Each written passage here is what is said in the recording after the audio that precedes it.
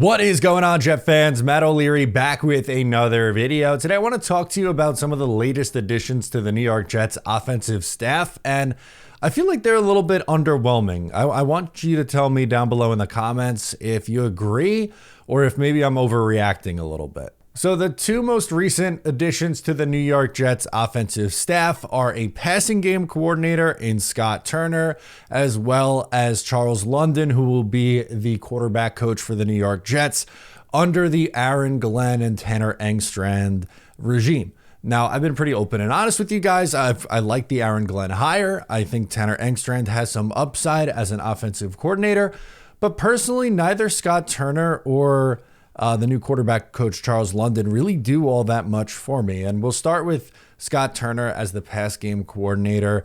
He served in that same role the last 2 years with the Las Vegas Raiders.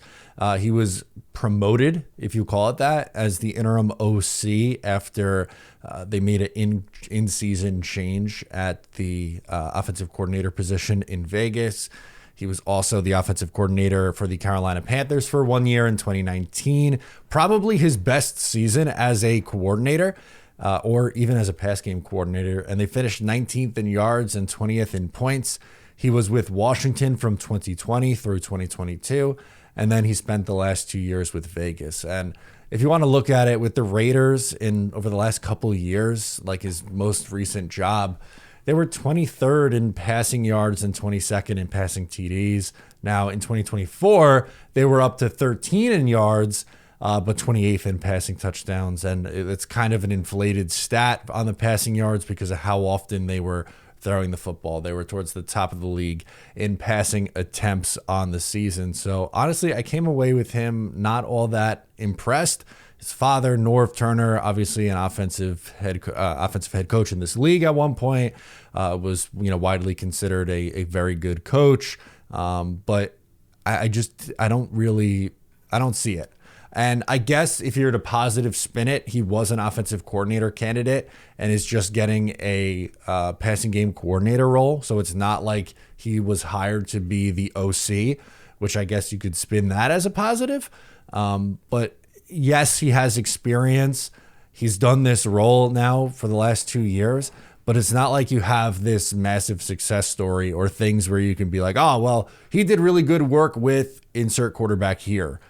I don't really feel that way. And you could kind of make the same case with Charles London too. I want to talk to you guys about today's sponsor, Mando. Mando's starter pack is perfect for new customers. It comes with a solid stick deodorant, cream 2 deodorant, 2 free products of your choice like the mini body wash and deodorant wipes, and free shipping.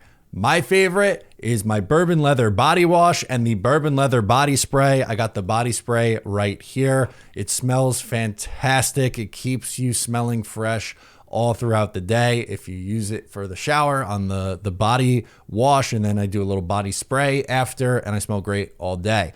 As a special offer to our listeners, new customers get $5 off a starter pack with our exclusive code that equates to over 40% off your starter pack. Use code O'Leary at mandopodcast.com/O'Leary.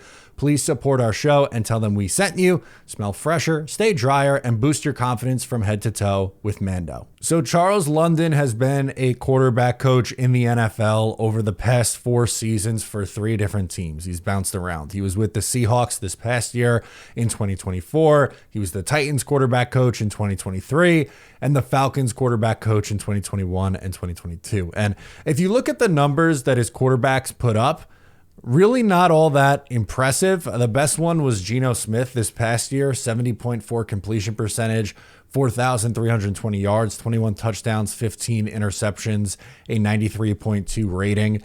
Geno was a little bit better this year than he was a year prior.